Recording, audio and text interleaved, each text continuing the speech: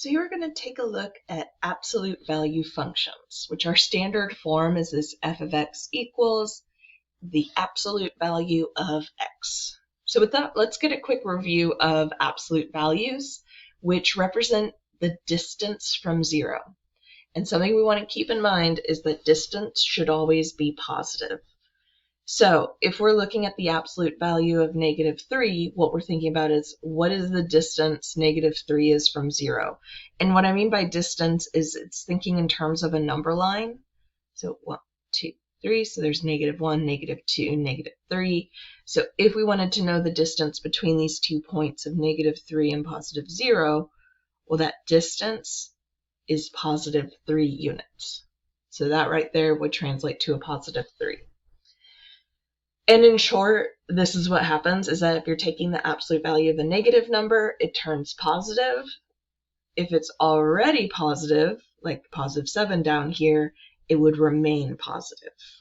So 7 on a number line is 7 units away from 0, so we'll just leave it as 7.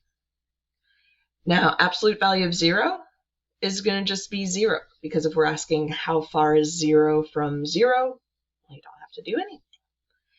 We can do calculations with absolute values, so 2 minus 8 is a -6, and then we would just keep the absolute values acting like parentheses in a way. It's a grouping term, so with that, it would turn into a +6 to use up those absolute value bars.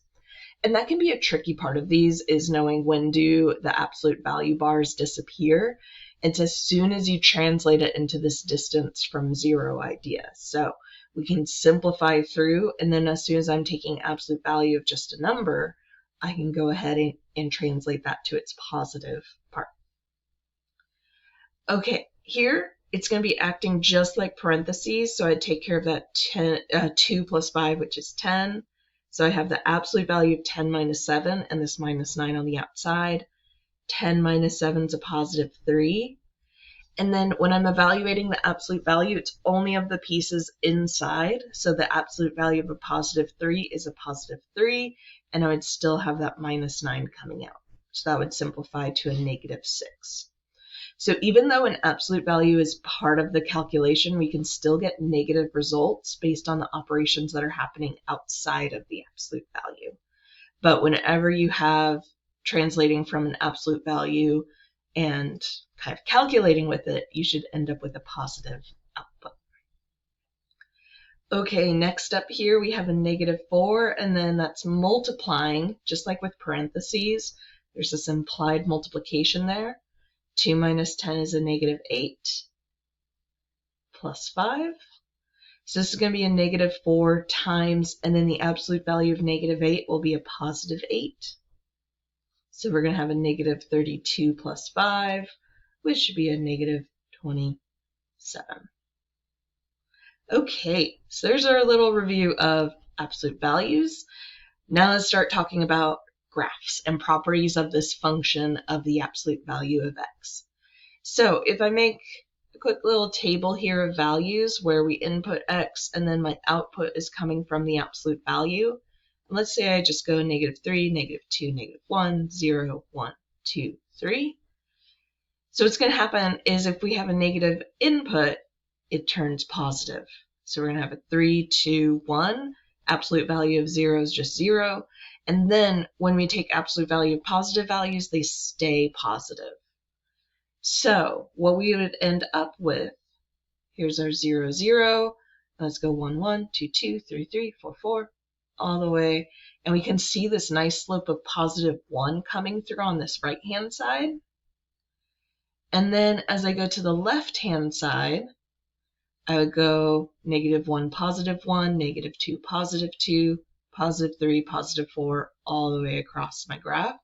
So what I see there is a slope of -1, but it's perfectly linear. So our absolute value function appears like a V because of this sharp change from a negative slope to a positive slope, but the slope should be exactly the same. So something you might see is this absolute value function. It can be represented as a piecewise function, where our function f of x is represented by two functions. we have a function that's the slope of -1, so negative x with an intercept at 0, and that's working for x values less than 0. And then we're graphing the function +1x for x values more than or equal to 0. And that equals part might switch around between those two. It doesn't particularly matter as long as it's included with one of them. So this is our absolute value function. So we're going to see some properties with how this slope can change with transformations. Another key piece is kind of like our parabolas. This vertex location is important as well, and that can move around in our graph as well. So for domain and range, domain for absolute value functions should be all real numbers. Every time. We can plug in absolutely anything and calculate with the absolute value, that's fine. The range, however, is limited. Because of that absolute value limiting to positive outputs, we need to adjust. So in this case, we're going to see that it starts at 0 and includes 0 and then goes off to positive infinity. But this can change. And what's going to limit the range is going to be whether our absolute value function is opening upward or downward. That could change things. What'll also change is the location of that vertex. It's higher up or lower down. That'll adjust our range. So range will change graph to graph. Domain will always stay the same of all real numbers.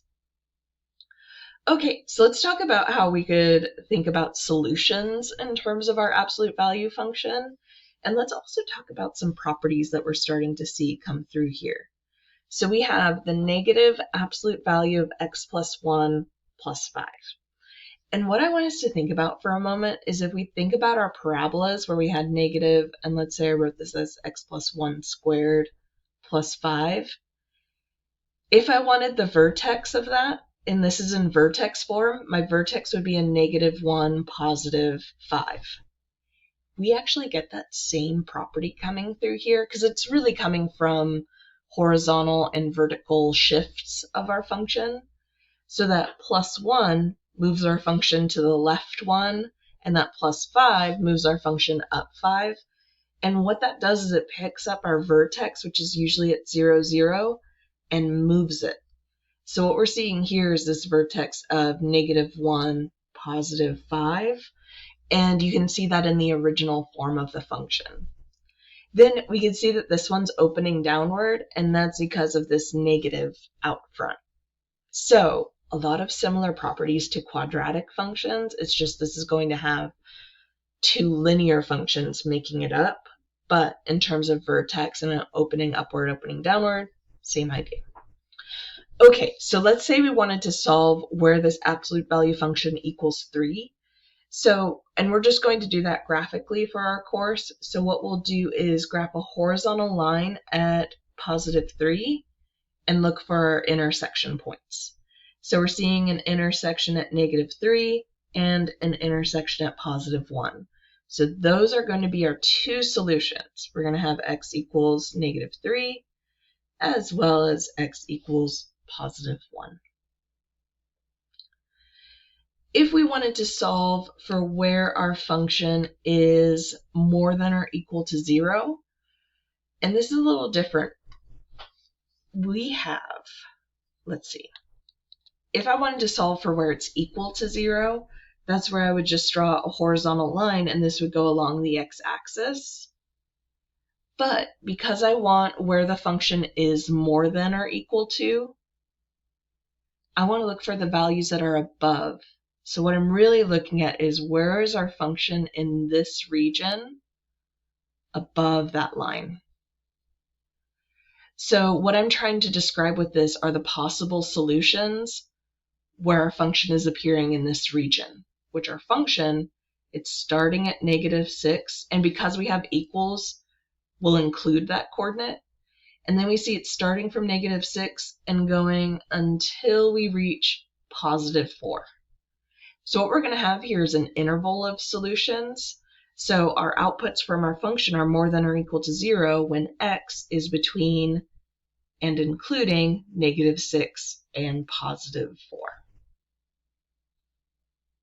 So this is just a little tiny lesson on solving inequalities with functions, but it turns into a shaded region and defining all of the x values that work for that region. Let's try another one. So if we want to see where our function is less than 2, so again, I'm going to draw my horizontal line at +2. And this time we're not including those values, so I can see these intersection points, but I'm going to go ahead and draw open circles there. And then I want to know where my solutions are smaller than 2, and that would be everything below that horizontal line. So everything down here.